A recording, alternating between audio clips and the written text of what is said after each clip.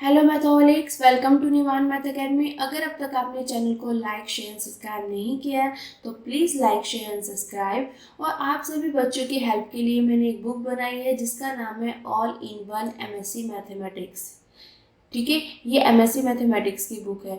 एक किताब पूरी एमएससी समाप्त, एक ही बुक में पूरी की पूरी एमएससी का जो सिलेबस है वो कवर अप हो जाएगा। अगर आप इस बुक के बारे में और जानकारी जानना चाहते हैं या इस बुक को खरीदना चाहते हैं तो आप इस नंबर पर हमें कॉल कर सकते हैं या व्हाट्सएप कर सकते हैं।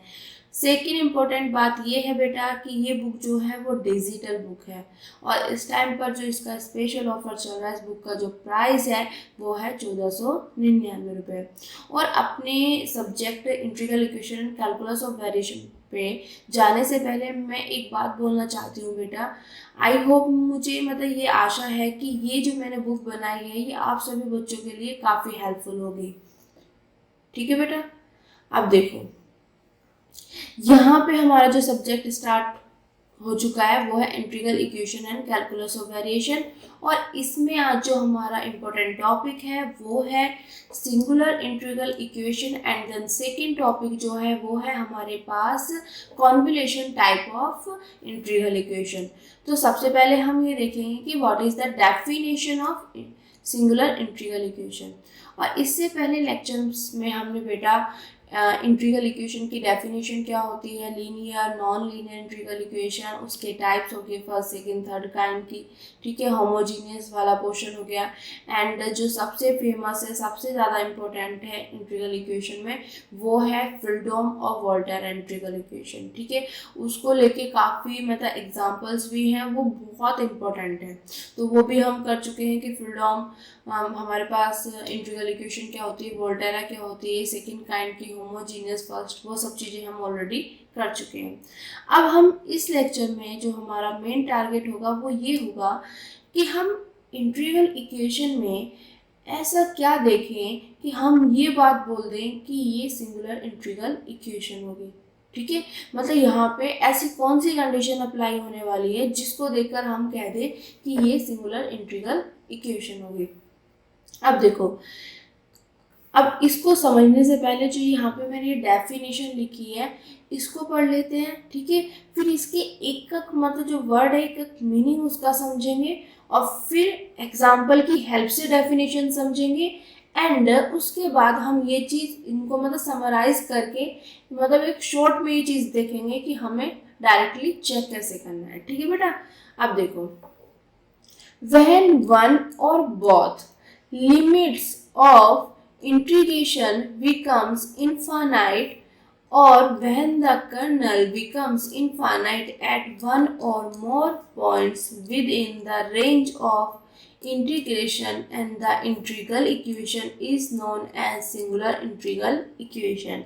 और ये मेरे पास एग्जाम्पल है। और बेटा यहाँ पे ये मिस्टेक है थोड़ी सी, तो आप इसको करेक्ट कर लेना। मैं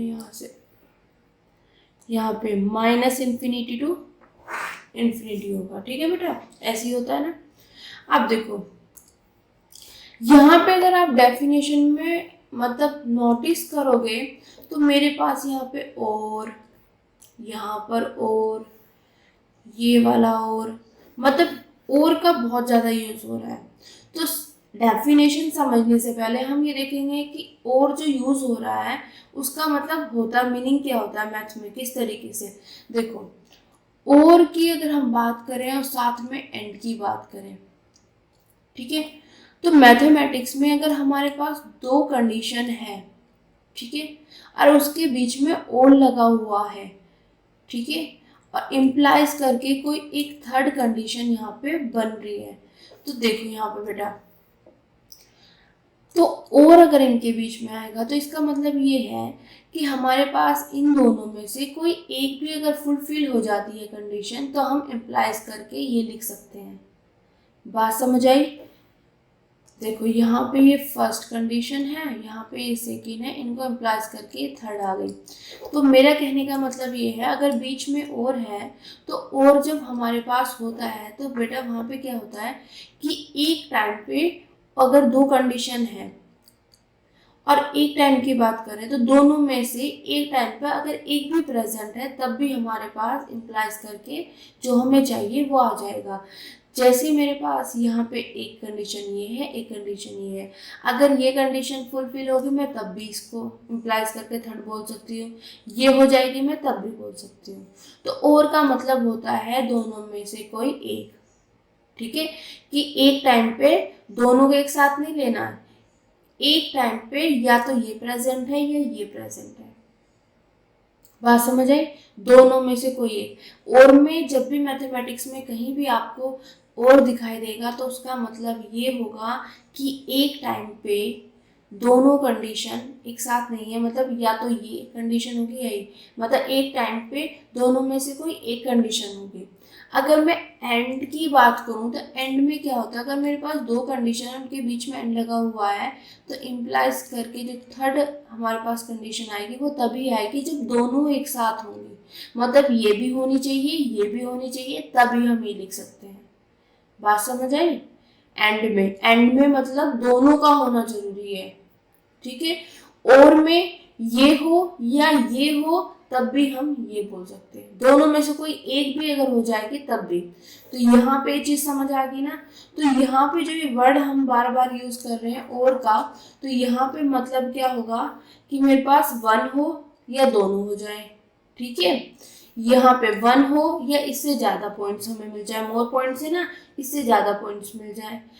आई यहाँ पे देखो और यहाँ पे लगा हुआ है तो एक पूरा सेंटेंस यहाँ पे बन रहा है और एक पूरा और के बाद बन रहा है, बहन यहाँ से स्टार्ट यहाँ से स्टार्ट। तो और यहाँ पे आ गया, मतलब ये कंडीशन हो या ये कंडीशन फुलफिल हो जाए, दोनों में से कोई एक भी हो जाएगी तब भी हम उसको सिंगुलर इंटीग्रल इक्वेशन बोल देंगे, ठीक है। दोनों में से कोई एक भी, ये हो जाए ठीक है, ये ना हो, अगर ये नहीं हो रही तो ये हो जाए तब भी हम बोल देंगे, ठीक है। बट अगर यहाँ पे एंड आ जाता ना तब हम ये कहते कि ये भी होना जरूरी है ये भी होना जरूरी है, तभी हम कह सकते एंड में मतलब दोनों का होना जरूरी है।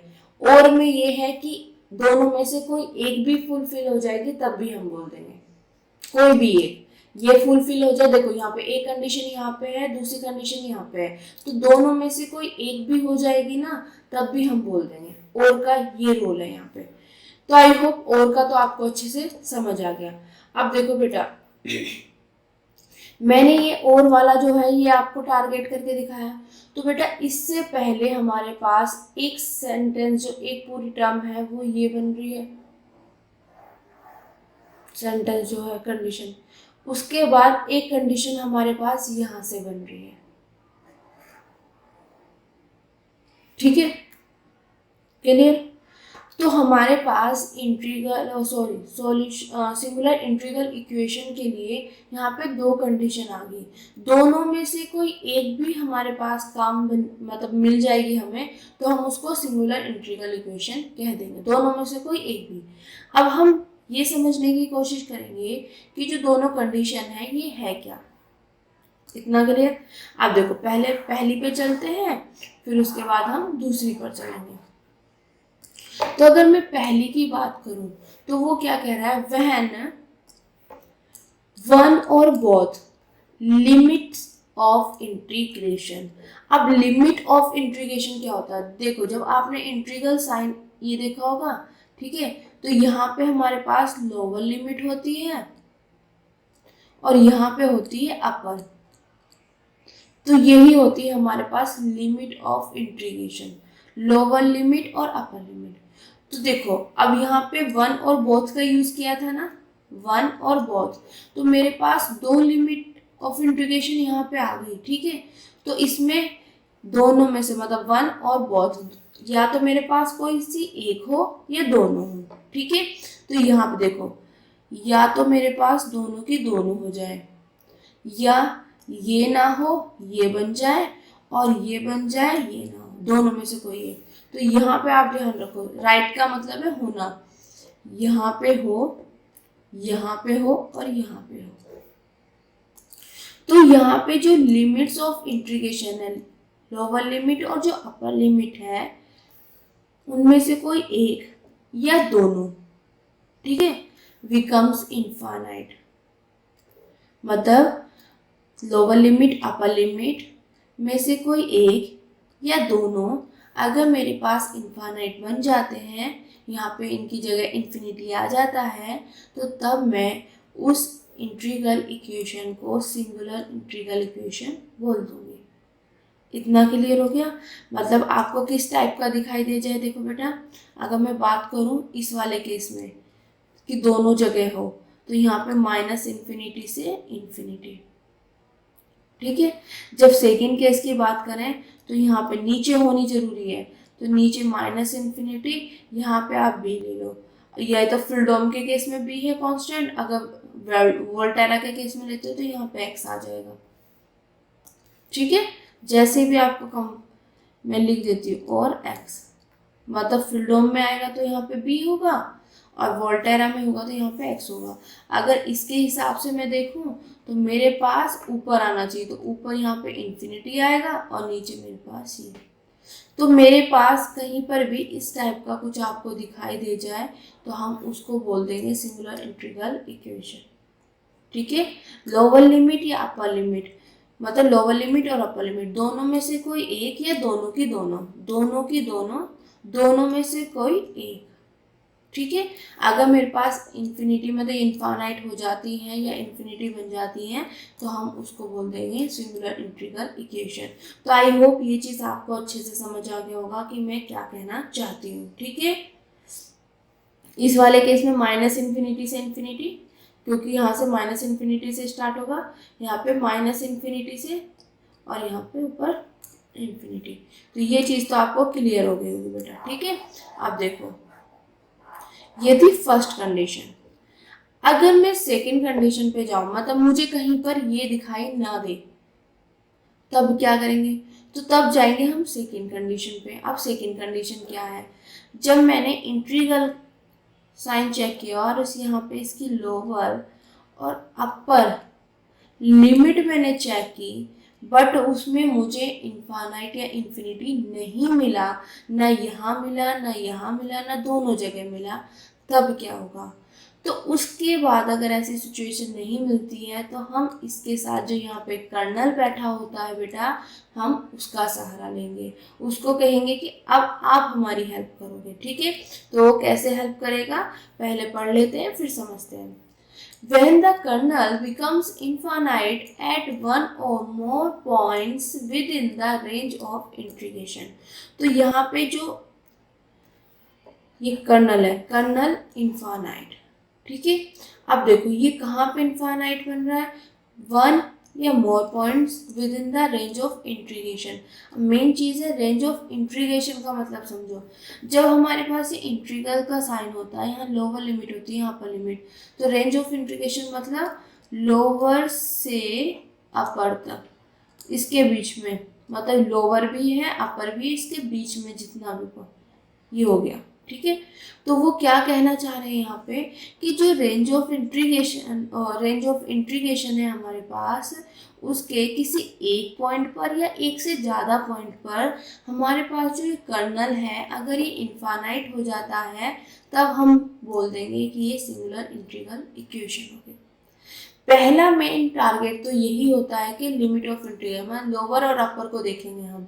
जब हमें लोअर या अपर मतलब किसी एक में या दोनों में हमें ये इनफाइनाइट नहीं मिलता है, तब हम जाएंगे कर्नल के पास। तो वहाँ पे हमें क्या चेक करना है कि जो हमारे पास रेंज ऑफ इंटीग्रेशन है उसमें किसी एक पॉइंट पर या उससे ज़्यादा पॉइंट पर हमारे पास अगर कर्नल इनफाइनाइट बन जाता है तो हम उसको सिंगुलर इंटीग्रल इक्वेशन कह देंगे। तो आई होप ये डेफिनेशन तो आपको अच्छे से समझ आ गई। अब हम करते हैं एग्जाम्पल, ठीक है। और का मतलब समझ आ गया। दोनों में से कोई एक अगर कंडीशन फुलफिल हो जाती है तब भी हम उसको सिंगुलर इंटीग्रल इक्वेशन बोल देंगे। अब देखो एग्जाम्पल, अगर मैं फर्स्ट की बात करूं, मेरे पास ये इंटीग्रल इक्वेशन आ गई, ठीक है। तो जब भी आप किसी इंटीग्रल इक्वेशन को सिंगुलर चेक करेंगे तो सबसे पहला स्टेप आपका ये होना चाहिए बेटा, आपको ये साइन देखना है, इंटीग्रल का साइन देखना है। फिर आपको इसकी लोअर और अपर लिमिट को क्या करना है, एक मिनट, लोअर और अपर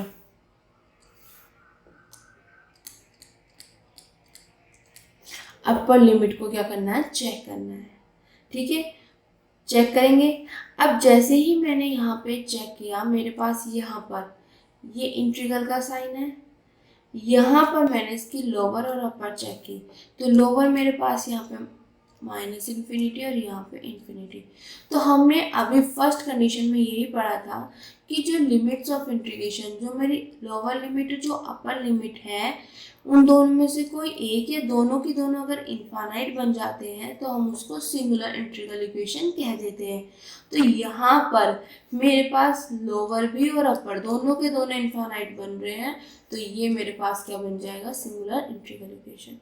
पहला टारगेट तो चेक करने का यही रखना है आपको कि इंटीग्रल का जो ये साइन है इसमें लोअर और अपर लिमिट को आपको चेक करना है। जब आप इसको चेक कर लोगे तो आपको चेक क्या करना है यहाँ पे कि दोनों में से कोई एक, ये दोनों के दोनों इन्फिनिटी तो नहीं बन रहे। जैसे ही अगर ये चीज़ आपको दिखाई देती है तो आप सीधा बोल दोगे सिंगुलर इंटीग्रल इक्वेशन है। ठीक है, तो ये मेरे पास बन गया। क्लियर, कैसे बना, समझ आ गया ना बेटा। अब देखो, अगर मैं सेकंड में बात करूं तो सेकंड को भी हमें ये चेक करना है कि क्या ये इंटीग्रल इक्वेशन सिंगुलर होगी। तो उसके लिए सेम वही प्रोसेस, पहले स्टेप में हमें यहाँ पे लोअर और अपर लिमिट क्या है चेक करनी है। जब हम इसकी लोअर और अपर लिमिट चेक करेंगे तो लोअर तो मेरे पास 0 है, अपर मेरे पास x है। तो हम ये देखेंगे क्या लोअर और अपर लिमिट में दोनों में से कोई एक मेरे पास इन्फिनिटी बन रहा है या दोनों बन रहे हैं। तो इस केस में ना तो मेरे पास दोनों में से कोई एक बन रहा है ना दोनों बन रहे हैं। तो इस केस में मेरे पास जो फर्स्ट कंडीशन है वो फुलफिल नहीं हो रही, वो यहाँ से कट। अब देखो, हमारे पास दो चीज़ें थी, एक नहीं अप्लाई हो रही, तो इसका मतलब हम कौन से पे जाएंगे, दूसरे पे। तो जब ऐसा ना दिखाई दे तो हम किसकी हेल्प लेते हैं, किसको कहते हैं, कर्नल को कहते हैं कि अब आप आ जाओ कर्नल और हमारी हेल्प करो। तो अब हम कर्नल को ले आए, अब हम यहाँ पे चेक करेंगे। अब यहाँ पे अगर मैं देखूँ कंपैरिजन करूँ तो मेरे पास कर्नल क्या है, ये ऐसे ही तो होता है एफ ऑफ एक्स। ठीक है, यहाँ पे लैम्डा 0 to x हो गया, यहाँ पे के एक्स टी हो गया और यहाँ पे u of T D T है ना, इस तरीके से। Okay, clear. तो ये के एक्स टी है मेरे पास, इस तरीके से आप ध्यान रख सकते हो अगर आप कंपैरिजन करने। वैसे तो मेरे पास अगर जनरली मैं देखूँ तो u of X equal to F of X plus के लैम्डा 0 a टू, ये यहाँ पे देखना वोल्टेरा है, एक ही जगह 0 और यहाँ पे ऊपर में मेरे पास वेरिएबल है और यहाँ पे के x T U of T और यहाँ पे आगे बेटा डी टी। तो अगर मैं इस तरीके से देखती हूँ तो मेरे पास जो यू ऑफ टी के पास वाला जो होता है ये एक्स और टी दोनों का फंक्शन होता है मेरे पास, ये हो गया कर्नल। ठीक है, इतना क्लियर। अब देखो, तो मेरे पास यहाँ से कर्नल क्या आ गया बेटा, 1/x माइनस टी की पावर अल्फा। और अल्फा की वैल्यू मेरे पास यहाँ पे 0 और 1 के बीच में है, तो मैंने यहाँ पे अल्फा की वैल्यू 1/2 ले ली। ठीक है, इतना क्लियर। तो यहाँ से मेरे पास के एक्स टी जो हो गया, मतलब कर्नल जो हो गया, वो हो गया मेरे पास दिस। इससे समझने में आसानी होगी। ठीक है, अब देखो, ये चीज़ तो आ गई, मैंने कर्नल को पहचान लिया, मेरे को ये भी पता चल गया सेकंड कंडीशन। तो सेकंड कंडीशन में ये क्या कहते हैं, ये कहते हैं कि जो रेंज ऑफ इंटीग्रेशन है इसके 1 या उससे ज़्यादा पॉइंट पर हमें चेक करना है। तो रेंज ऑफ इंटीग्रेशन क्या है, लोअर लिमिट से अपर लिमिट होती है, तो लोअर से अपर लिमिट मतलब इससे 0 से x तक। ठीक है, ये मेरे पास रेंज ऑफ इंटीग्रेशन आ गया। अब मुझे इसके एक या एक से ज़्यादा पॉइंट पर चेक करना है। तो बेटा ज़्यादा पॉइंट पे जाने से बेटर है हम कोई एक पॉइंट ढूंढ लें। तो पॉइंट ढूंढने का यहाँ पे तरीका ये होगा कि पहले मैं इस पे चेक करके देखूँ, फिर इस पे। इतना क्लियर कि ज़्यादा ढूंढने से बेटर है पहले एक तो ढूंढ लें, अगर एक मिल जाएगा तो उसी से हमारा काम बन जाएगा। तो हमने यहाँ पे इन दोनों पे चेक करेंगे। अब देखो बेटा, यहाँ पे जो इंटीग्रेशन हो रही है वो मेरे पास यहाँ पे विद रिस्पेक्ट टू टी हो रही है, टी के रिस्पेक्ट में हो रही है, तो ये टी की वैल्यू तो हुई, तो यहाँ से ये टी की वैल्यू है। इतना क्लियर। आप देखो एक बार मैं यहाँ पे टी की वैल्यू 0 पुट करके देखती हूँ कि मेरे पास कर्नल क्या आएगा। तो कर्नल मेरे पास यहाँ पे ये आएगा,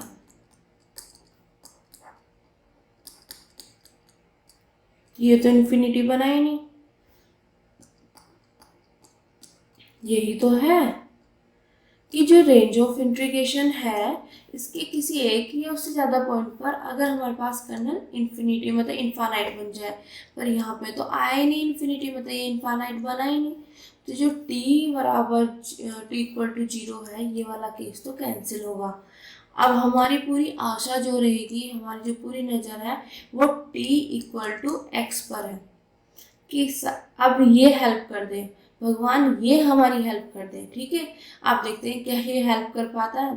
तो जब मैं यहाँ पे मतलब कर्नल में t की जगह पुट करना है x, तो जब पुट करूँगी यहाँ पे तो x, t की जगह x, ये मैंने पुट कर दिया, तो 1/0 की पावर 1/2, तो ये क्या हो जाएगा मेरे पास 0। आप बताओ बेटा, क्या 0 किसी नंबर को डिवाइड कर सकता है? नो। तो ये क्या हो जाती है, अनडिफाइंड फॉर्म बनती है, मतलब ये इन्फिनिटी। ठीक है, 0 कभी भी किसी भी नंबर को डिवाइड नहीं करता। अगर ऐसी सिचुएशन कहीं पे आती है तो वो अनडिफाइंड चीज़ होती है, मतलब इन्फिनिटी। तो बेटा t इक्वल टू एक्स पे, तो ये हमारे पास कर्नल क्या बन गया, इन्फिनिटी। तो हमें एक पॉइंट ऐसा मिल गया रेंज ऑफ इंटीग्रेशन में जिस पर हमारे पास कर्नल क्या बन रहा है, इन्फिनिटी। देखो रेंज ऑफ इंटीग्रेशन में हमें कोई एक पॉइंट ऐसा मिल गया जिस पर हमारे पास क्या बन रहा है, कर्नल इन्फिनिटी। और जैसे ही ये चीज़ हमें कहीं दिखाई दी तो हम क्या कह सकते हैं कि this is singular integral equation. तो आई होप ये चीज़ आप सब समझ गए होंगे कि बेटा हमें कैसे चेक करना है। पहला टारगेट जो है, पहला स्टेप जो है वो आपका यही होना चाहिए कि आपको इंटीग्रल साइन चेक करना है। उसके बाद उसमें लोअर और अपर लिमिट देखनी है आपको। इन दोनों में से कोई एक या दोनों के दोनों अगर हमें डायरेक्ट इन्फिनिटी यहाँ पे इनफाइनाइट दिख जाते हैं तो हम बोल देंगे कि ये सिंगुलर इंटीग्रल इक्वेशन है। अगर नहीं दिखाई देता, ठीक है, तो उसके बाद हम सेकंड पे जाएंगे। सेकंड के लिए हमें यहाँ पे बेचारे कर्नल की हेल्प लेनी पड़ेगी। तो उसमें हम क्या चेक करेंगे कि लोअर से जो अपर रेंज ऑफ इंटीग्रेशन है उसके किसी एक पॉइंट पर हमारे पास अगर ये इनफाइनाइट बन जाता है तो हम इसको सिंगुलर इंटीग्रल इक्वेशन कह देंगे। अब एक या एक से ज़्यादा पॉइंट की बात कर रहे हैं तो ज़्यादा से बेटर हम किसी एक पॉइंट पे बात करेंगे। उसके लिए हम पहले लोअर पे देखेंगे फिर अपर पे, दोनों में से कोई ना कोई एक पर हमारे पास ये इनफाइनाइट बन जाएगा तो हमारे पास ये क्या हो जाएगा, सिंगुलर इंटीग्रल इक्वेशन। तो आई होप अब आपके लिए किसी भी इंटीग्रल इक्वेशन को सिंगुलर इंटीग्रल इक्वेशन चेक करने में आसानी होगी। आपको क्लियर समझ आ गया होगा कि इसके लिए आपके पास सिर्फ 2 स्टेप हैं। पहला स्टेप ये होगा कि आपको इंटीग्रल साइन के अंदर लोअर और अपर लिमिट देखनी है। दोनों में से कोई एक या दोनों की दोनों अगर इनफाइनाइट बन जाती है तो डायरेक्ट बोल दोगे। अगर बाय चांस नहीं बनती है तो आप कर्नल भाई के पास जाओगे। कर्नल के पास जाके आप ये देखोगे कि इसकी जो रेंज ऑफ इंटीग्रेशन में किसी एक या उससे ज़्यादा पॉइंट पर क्या कर्नल कहीं इनफाइनाइट बन रहा है। अगर बन जाएगा तो हम बोल देंगे सिंगुलर इंटीग्रल इक्वेशन। क्लियर बेटा? तो आई होप ये चीज़ आपको अच्छे से समझ आ गया होगा। अब हम इसके नेक्स्ट टॉपिक पे चलते हैं। वो है हमारे पास यहाँ पर, एक मिनट, वो है हमारे पास यहाँ पे कॉन्वोल्यूशन टाइप इंटीग्रल इक्वेशन। अब यहाँ पे देखेंगे कि ऐसी कौन सी इंटीग्रल इक्वेशन है जिसको हम convolution type of integral equation कह सकते हैं। अब देखो, इससे जाने से पहले मैं एक चीज़ दिखाना चाहूँगी। एक हो गया हमारे पास फ्रीडोम के लिए, दूसरा हो गया वोल्टेरा के लिए। तो फ्रीडोम जो हमारे पास सेकेंड काइंड की थी वो किस तरीके से थी, u of x equal to f of x plus के लैम्डा a से b फ्रीडोम के केस में यहाँ पे बी आएगा, यहाँ पे हमारे पास कर्नल आ गया और यहाँ पे यू ऑफ टी और डी टी। ये है, अगर यही चीज़ हम वोल्टेरा में देखें तो U of X equal to F of X plus के लैम्डा इंटीग्रेशन, यहाँ से ए है, यहाँ पे हमारे पास वेरिएबल आ जाएगा, यहाँ पे के x T U of T और यहाँ पे आ जाएगा मेरे पास डी टी। ठीक है, इतना क्लियर हो गया। अब देखो, जो हमारे पास ये कॉन्वोल्यूशन टाइप ऑफ इंटीग्रल है, इसका जो पूरा का पूरा खेल है, जैसे पीछे तो इंटीग्रल साइन की मतलब लोअर लिमिट और अपर लिमिट पे पूरा खेल था, ठीक है, उसके बाद कर्नल पे आ गया था, तो इसमें लोअर अपर लिमिट की तो कोई बात ही नहीं है, इसमें जो पूरा खेल है वो है हमारे कर्नल पर। ठीक है, उन्होंने पूरा टारगेट पूरा का पूरा बाहर कर्नल पे सौंप दिया। ठीक है, अब कैसे सौंपा पहले वो पढ़ लेते हैं, फिर आपको ये चीज़ क्लियर हो जाएगी कि पूरा का पूरा भार कर्नल पे कैसे डाल दिया। अब देखो, इफ द कर्नल, जो मेरे पास के है, of the integral equation is a function of the difference. मेरे पास जो ये कर्नल हम लेके चल रहे हैं, ये इंटीग्रल इक्वेशन का कर्नल है, अगर ये मेरे पास फंक्शन बन जाए डिफरेंस, मतलब x माइनस टी का फंक्शन बन जाए, ठीक है, और इसके बाद जब ये x माइनस टी का फंक्शन बन जाएगा और इसको मैं जो भी यहाँ पे इसकी जगह पुट कर दूंगी दोनों में, तो इस टाइप की जो इंटीग्रल इक्वेशन होगी वो हो जाएगी मेरे पास कॉन्वोल्यूशन टाइप की। तो कॉन्वोल्यूशन में सिर्फ आपको चेक करना है कि इसका पूरा का पूरा भार जो है वो कर्नल पर है, और कर्नल पे किस तरीके से है कि कर्नल मेरे पास जो है बेटा, यहाँ पे मुझे पता है कि कर्नल दो वेरिएबल्स का फंक्शन है, एक्स एंड टी, यहाँ पे दो वेरिएबल का फंक्शन है, बट इसकी जगह ये इक्वल आ जाए मेरे पास, ये फंक्शन बन जाए किसका, x माइनस टी है बेटा, टी लिख दिया, x माइनस टी मतलब डिफरेंस का फंक्शन, मतलब ये इसकी जगह, जैसे यहाँ पर टू वेरिएबल है ना, ये टू वेरिएबल का फंक्शन है, तो ये इस यहाँ पे वन वेरिएबल का फंक्शन बन जाए। बात समझ आई? ठीक है, यहाँ पर जो हम अब तक यूज कर रहे थे, यहाँ पर कर्नल अगर मेरे पास क्या है, दो वेरिएबल का फंक्शन है, तो ये मेरे पास फंक्शन बनना चाहिए इसका कॉन्वोल्यूशन टाइप का, मतलब डिफरेंस का फंक्शन होना चाहिए। अब यहाँ पे अगर आप देखोगे, ये वेरिएबल अगर इनका डिफरेंस करूँगी तब भी तो ये वेरिएबल आएगा, तो यहाँ पे सिंपली पूरा का पूरा एक वेरिएबल है, तो ये किसका फंक्शन हो गया, वन वेरिएबल का फंक्शन। तो वही चीज़ यहाँ पे लिखी हुई है, वेयर के is a certain function of one variable, के जो है वो हमारे पास एक सर्टेन फंक्शन है वन वेरिएबल का, देन द इक्वेशन, ये चीज़ लिखी हुई है। अब देखो इस चीज को बेटा, इस चीज को आप ध्यान में देना कि पहले हमारे पास कर्नल साहब कुछ इस तरीके से थे, पर कॉन्वोल्यूशन डिफाइन करने के लिए हमने बोला कि ये इस तरीके से ना दिखाई दे के अब मुझे इस तरीके से दिखाई देना चाहिए। ठीक है, डिफरेंस का फंक्शन होना चाहिए। यहाँ पे कर्नल मेरे पास दो वेरिएबल का फंक्शन था, यहाँ पे वन वेरिएबल का फंक्शन आ गया। ठीक है, अब देखो जब कर्नल साहब मेरे पास इसके जैसे दिखाई दे जाएंगे, तो जो मेरे पास फ्रीडोम इंटीग्रल इक्वेशन है, वोल्टेरा इंटीग्रल इक्वेशन है सेकेंड काइंड की, तो इसकी जगह ये जो है कर्नल की जगह मैं ये पुट कर सकती हूँ। ठीक है, तो मैंने जहाँ जहाँ मेरे पास ये कर्नल है इसकी जगह इसकी वैल्यू पुट कर दी। देखो और सब चीज़ें एज इट इज़ है, U of X equal to F of X plus lambda, ये पहले इन्होंने वोल्टेरा वाला केस लिखा हुआ है, यहाँ पे वोल्टेरा का है, और ये फ्रीडोम इन्होंने लिखा हुआ ही है। ठीक है, वोल्टेरा का केस है, तो यहाँ पे U of X F of X, ये पूरा यहाँ पे U of X F of X plus lambda A से एक्स। अब जो ये कर्नल था, कर्नल की जगह हमने रखेंगे ये, तो ये रख दिया you of T D T. ठीक है, सिमिलरली अगर मैं फ्रीडोम का देखूं तो फ्रीडोम भी सेम है, और यहाँ पे इसकी जगह मैंने ये वैल्यू पुट कर दी। ठीक है, तो इन्हीं को कहते हैं are called integral equation of the convolution type. इतना क्लियर हो गया। तो हमारे पास कॉन्वोल्यूशन का जो पूरा मेन भार था वो किस पे डिपेंड था, कर्नल पर।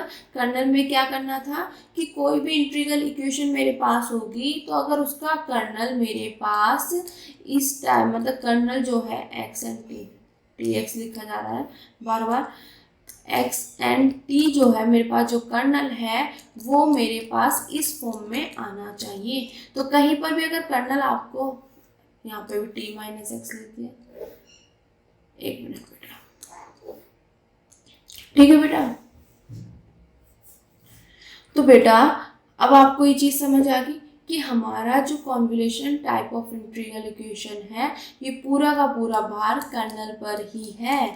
अगर कहीं पर मेरे पास जो ये कर्नल है हमें इस टाइप का दिखाई दे जाए कहीं पर भी, तो वो क्या हो जाएगा, इंटीग्रल इक्वेशन कॉन्वोल्यूशन टाइप का। ठीक है, इतना क्लियर हो गया। यहाँ पे ये 2 वेरिएबल का फंक्शन था और यहाँ पे ये 1 वेरिएबल का फंक्शन है। ठीक है, अब देखो यहाँ पे मैंने बोला था कि जो मेरे पास कर्नल है इंटीग्रल इक्वेशन का वो फंक्शन हो डिफरेंस का, तो डिफरेंस का फंक्शन है।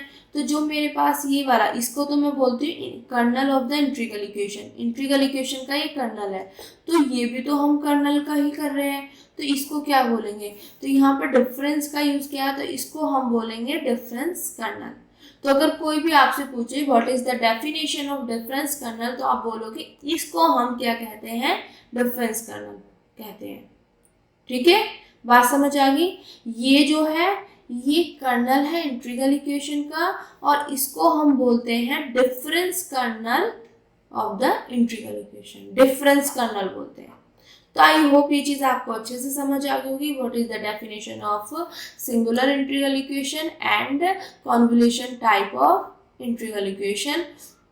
यहाँ पे पूरा जो खेल था वो इस इंटीग्रल साइन के लोअर और अपर लिमिट पे था, और अगर ये वाला खेल ना दिखाई दे आपको तो फिर इसका पूरा का पूरा जो टारगेट चला गया वो चला गया कर्नल पर। और जो कॉन्वोल्यूशन वाला है उसमें पूरा का पूरा भार जो है वो सिर्फ हमारे पास कर्नल पर ही है। तो कर्नल अगर हमारे पास डिफरेंस का फंक्शन बन जाएगा तो हम डिफरेंस का फंक्शन बनते ही जो हमारे पास वोल्टेरा फ्रीडोम वाला पोर्शन है उसमें कर्नल की जगह रख देंगे, इसी को बोलते हैं कॉन्वोल्यूशन टाइप। ठीक है, और इसको बोलते हैं डिफरेंस कर्नल। तो आई होप आज का लेक्चर आपको अच्छे से समझ आया होगा। अगर आपको मेरे वीडियोस में लेक्चर्स पसंद आ रहे हैं तो please like share and subscribe.